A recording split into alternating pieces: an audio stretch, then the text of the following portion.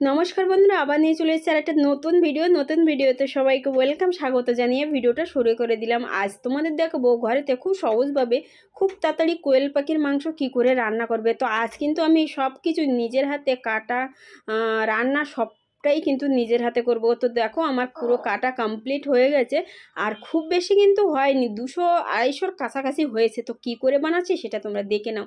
পুরো ভিডিওটা দেখার জন্য কিন্তু অনুরোধ রইল। তো দেখো, প্রথমে নিলাম তেজপাতা, একটা তেজপাতা 2 ভাঁজ করে নিয়েছি, আর পরিমাণ মতো পেঁয়াজ দিয়ে দিচ্ছি, আর তারপরে দিয়ে দেবো 5-6টা থেতো করা আর কিছুটা গোটা রসুন।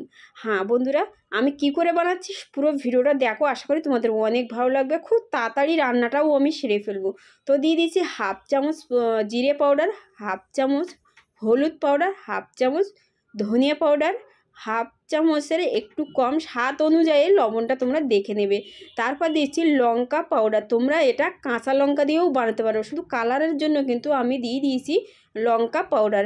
তারপরে সামান্য পরিমাণে যে সাদা তেল, তোমরা সর্ষের তেল যদি খাও তাহলে সেটা দেবে, আমি সাদা তেল দিয়ে দিলাম, সামান্য পরিমাণ দিয়েছি 2-3 চামচ দিয়ে আমি এটাকে সুন্দর করে মেখে রাখলাম। তোমরা সঙ্গে সঙ্গেও বানিয়ে খেতে পারো, কিংবা আধা ঘন্টা রেখেও তোমরা বানিয়ে খেতে পারো। তো যারা আমার চ্যানেলে এসে গেছো তাদের তো অসংখ্য ধন্যবাদ, আর যারা ভিডিওটা দেখছো চ্যানেলটা এখনও সাবস্ক্রাইব করোনি, প্লিজ চ্যানেলটা সাবস্ক্রাইব করে আমার পাশে থেকো, আমাকে একটু সাপোর্ট করো আগে যাওয়ার জন্য। তো আমি আধা ঘন্টা বাদেই কিন্তু ফিরে এলাম কড়াতে, আর দেখো আমি সামান্য পরিমাণ তেল দিচ্ছি, যেহেতু অনেক কম মাংস সেই অনুযায়ী কিন্তু আমার তেল সব দিতে হচ্ছে। তো আমি যে পজিশানে বানাচ্ছি খুব তাড়াতাড়ি কিন্তু হয়ে যাবে। দেখো আমি প্লেন তেলের মধ্যে কিন্তু মাংসটা ঢেলে দিলাম, আমি কোনো রকমভাবে কোনো কিছুই করব না, প্লেন তেলের মধ্যে আমি মাংসটা ঢেলে দিয়েছি। আর হ্যাঁ, যদি তোমরা আলু খেতে ভালোবাসো মাংসের মধ্যে, তাহলে তোমরা আলুটা এই সময় অ্যাড করবে। কোয়েল মাংস যেহেতু অনেক নরম, তাড়াতাড়ি সেদ্ধ হয়ে যায়, সেই জন্য এই সময়টা দিলে পারফেক্ট সেদ্ধটাও হবে, খেতেও অনেকটা টেস্ট হবে। তো আমি সামান্য পরিমাণ জল দিয়েছি, এতে কিন্তু বেশি জলও দেওয়া যায় না, তাড়াতাড়ি কিন্তু সেদ্ধটা হয়ে যায়। তো এটাকে আমি নেড়ে চেড়ে, হ্যাঁ পরিমাণ মতো কিন্তু তোমরা লবণটা দিয়ে দেবে। দেওয়ার পরে দেখো আমি এটাকে সুন্দর করে নেড়ে চেড়ে কিছুক্ষণের জন্য ঢেকে রাখলাম। কি বলো তো, এটাকে কি ঢেকে আস্তে আস্তে ধীরে আঁচে যদি কষানো হয় তাহলে কিন্তু অনেকটা, যে কোনো সবজি দেখবে ধীরে আঁচে একটু কষালে কিন্তু অনেকটা টেস্টিফুল হয়। যারা এই কোয়েল মাংস জানো না খাওয়ার, তো এইভাবে বানিয়ে খেয়ে দেখো, অনেক টেস্ট লাগে। তো আমি কিন্তু এটা তোমাদের যে পজিশানেই দেখালাম ঠিক এই পজিশানটাই বানিয়ে নেবে। হ্যাঁ, আমি আদা আর টমেটো কিন্তু আমি লাস্টেই অ্যাড করি। প্রথমে দিয়ে দিলাম একটা টমেটো আর সামান্য পরিমাণে আদা, এই দুটো জিনিস কিন্তু আমি কষানোর লাস্ট পজিশানেই অ্যাড করি। তো তারপরে এটাকে সুন্দর করে কিন্তু আবার কষতে হবে যতক্ষণ না টমেটোটা গলে যাচ্ছে। তো দেখতেই পাচ্ছ বন্ধুরা কিভাবে আমি বানাচ্ছি, তোমরা প্লিজ একবার ট্রাই করে দেখো। আর অনেকেই জানে না কোয়েল পাখি খায় কি না, তো তাদের বলে দিই কোয়েল পাখি কিন্তু সবাই খায়, খেতে পারো, আর অনেক টেস্টফুল, একবার খেয়ে দেখো ঠিক এইভাবে বানিয়ে। তো দেখো আমার ফাইনালি কষানো হয়ে গেছে।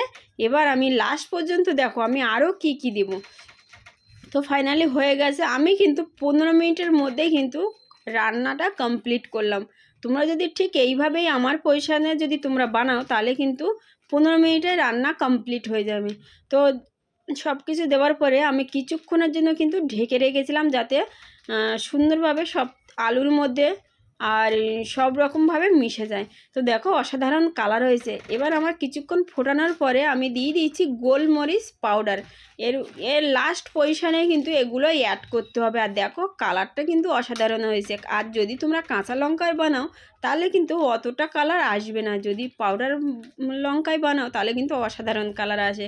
তো তারপরে দিয়ে দিচ্ছি নামানোর একটু পজিশানেই কিন্তু তোমরা ঝোলটা যদি বেশি রাখতে চাও তাহলে রাখতে পারো, না হলে এই পজিশানে তোমরা নামিয়ে দিতে পারো। হ্যাঁ, গরম মশলাটা দিয়ে কিন্তু কিছুক্ষণ ফোটাতে হবে, না ফোটালে কিন্তু পুরো মাংসের ভেতরে যাবে না, টেস্টটাও কিন্তু ঠিকভাবে খেলবে না।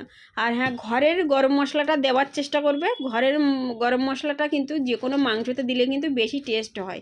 তো দেখো আমার ফাইনালি হয়ে গেছে মাংসটা। এবার আমি উপরের থেকে একটু ধনেপাতা কুচি দিয়ে দিলাম। এখন যেহেতু ঠান্ডার সময় ধনেপাতা কিন্তু অ্যাভেলেবেল পাওয়া যাচ্ছে, আর গ্রামের বাড়িতে তো কিন্তু সবার বাড়িতে ধনেপাতা হয়।